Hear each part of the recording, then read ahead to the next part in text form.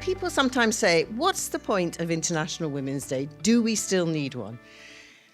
And looking around this room tonight and feeling the energy and the support, the answer is a resounding yes.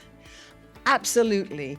We need this moment. We need every day to be International Women's Day, but sadly, that is not the case when 50% of the population around the world do not have equal chances with men, whether that's across business or politics or education or health.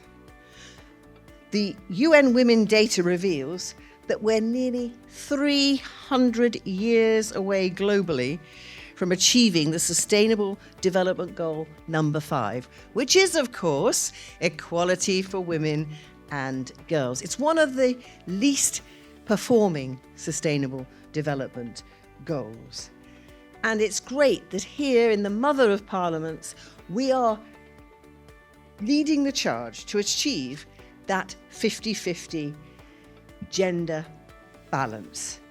It's great that we reached 40% representation in 2024. But, to some extent, I'm afraid that was to do with a landslide, which meant that so many Labour candidates won the seats. Because when 50-50 Parliament approached me before the next election, the storyline was it was actually going backwards because there were fewer women candidates in winnable seats. Well, that proved to be wrong, but there's absolutely no guarantee that we'll be right next time, particularly today. This week, these last 3 weeks, every day when we see this global backlash led from Washington against feminism and women's rights and toxic levels of abuse and intimidation. Back in 1983, I stood for Parliament in North Thanet. The 1979 Parliament had 19 women MPs. The 1983 had 23 women elected, not including me. So the fact, it was only in 1997, thanks to my husband and the insistence of all women shortlists, that the number of women MPs reached over 100. That was over 100 Labour women MPs and about 6 Conservatives, and I'm afraid, was it even 1 Liberal Democrat? I'm not sure. But what happened?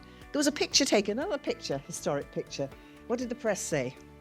Blair's babes. In other words, denigrating the women. Thank goodness that was not the response today.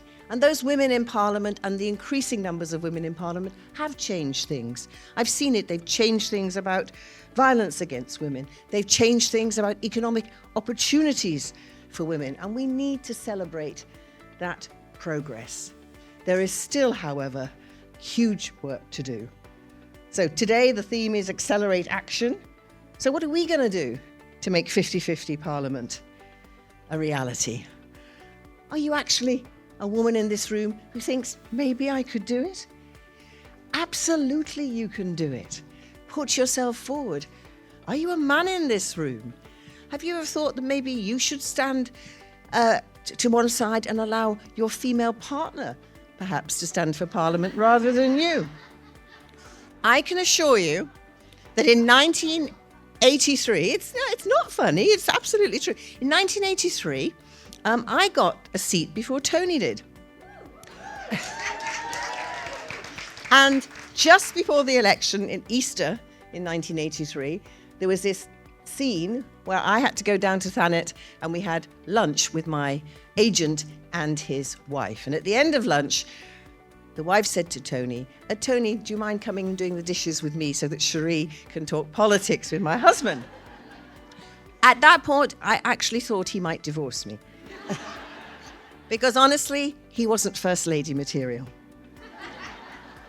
But yet, there are plenty of men in this room who are First Lady material and who need to be able to support their spouses, their partners, to take that step forward. Because you know what, guys? There's no qualification to being an MP.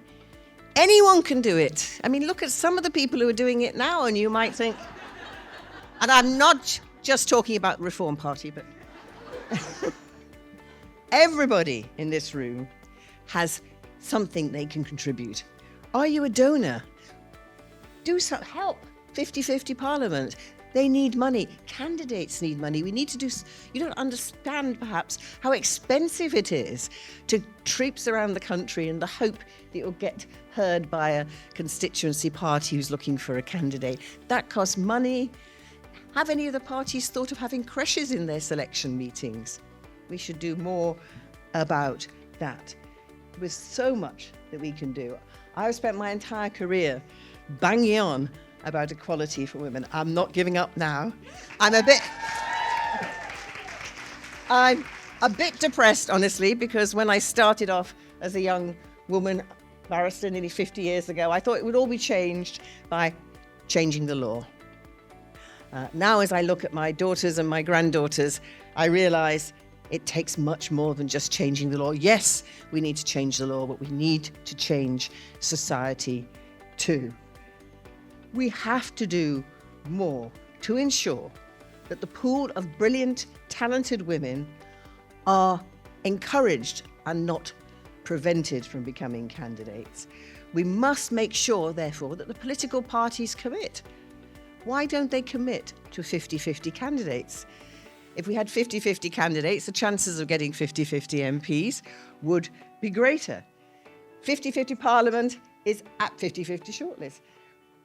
Parliament needs to change still. There's so much that's been done, but there's still so much to do. So let's put our collective shoulders to the wheel and let's finish this job and let's make sure that the 40% doesn't slip back to 30%. Let's make sure, thanks to all you've done in 50-50 Parliament, that this time next time we will achieve our goal. Because Sylvia Pankhurst once said, "Great is the work that remains to be accomplished." And together we can finish that work that she and the suffragettes and the suffragists started. Thank you.